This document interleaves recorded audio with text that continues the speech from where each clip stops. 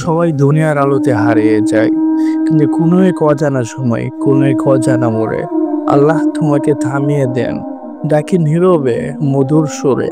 তুমি কি শুনতে পাচ্ছ সে ডাক? আজ চলুন দেখি কিভাবে সে অদৃশ্য ডাক তোমার জীবন ছায়া ফেলতে শুরু করেন। নাম্বার ওয়ান, অজানা বিষ্ণতা, যার কোনো দৃশ্যমান কারণ নেই। কখনো কি এমন অনুভব হয়েছে সবকিছু ঠিকঠাক, তবু হৃদয় ভারী হয়ে আছে?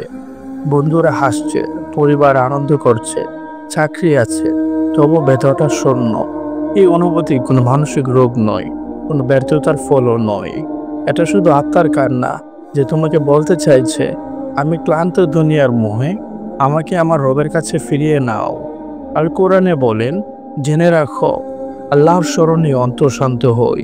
সূরা রাত, আয়াত নাম্বার 13। বাস্তব শিক্ষা, যখন দুনিয়ার মজা তৃপ্তি দিতে ব্যর্থ হই, বুঝে নাও তুমি চিরন্তন কিছু খুঁজছ। নাম্বার টু, সময়ের গতি বদলে যাওয়া।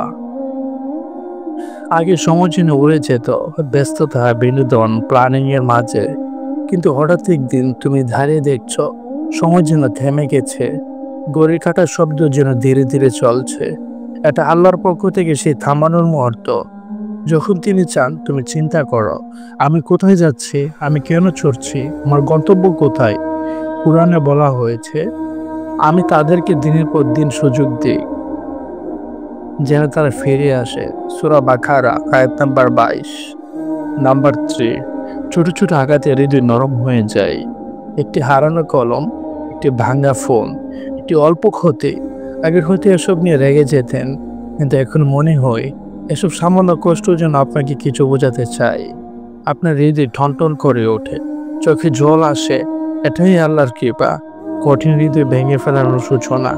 রাসূল সাল্লাল্লাহু আলাইহি ওয়াসাল্লাম বলেছেন, আল্লাহ যখন কোনো বান্দার মঙ্গল চান, তিনি তার হৃদয় নরম করে দেন। সূরা তিরমিজি।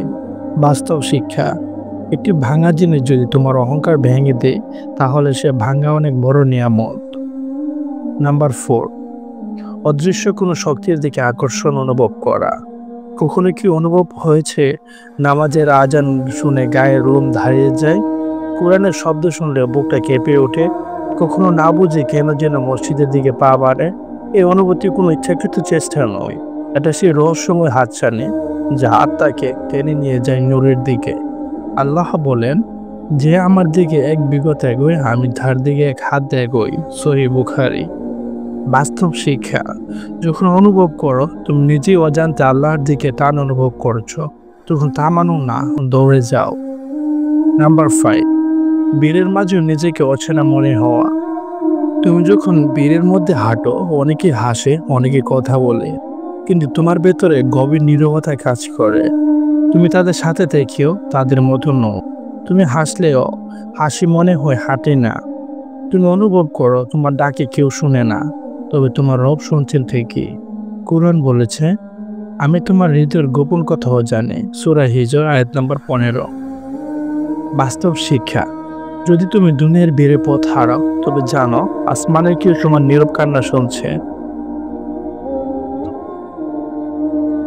সবাই নিজের নিজের পথ ছুটছে, কেউ খ্যাতির পেছনে, কেউ টাকার পেছনে, কেউ ভালোবাসার পেছনে, কিন্তু সত্যিকার মুক্তি আসে তখনই যখন আমরা নিজের আত্মার কান্না শুনি। আল্লাহ যদি তোমাকে ডাকেন, দেরি করো না, সাড়া দাও, কারণ তিনি অপেক্ষা করেন না চিরকাল। ভালো লাগলে কমেন্ট লিখো, হে আল্লাহ, আমাকে তোমার পথে ফিরিয়ে নাও। সাবস্ক্রাইব করে আমাদের সাথে থাকুন এই আত্মার সফরে। আসসালামু আলাইকুম রহমতুল্লাহি।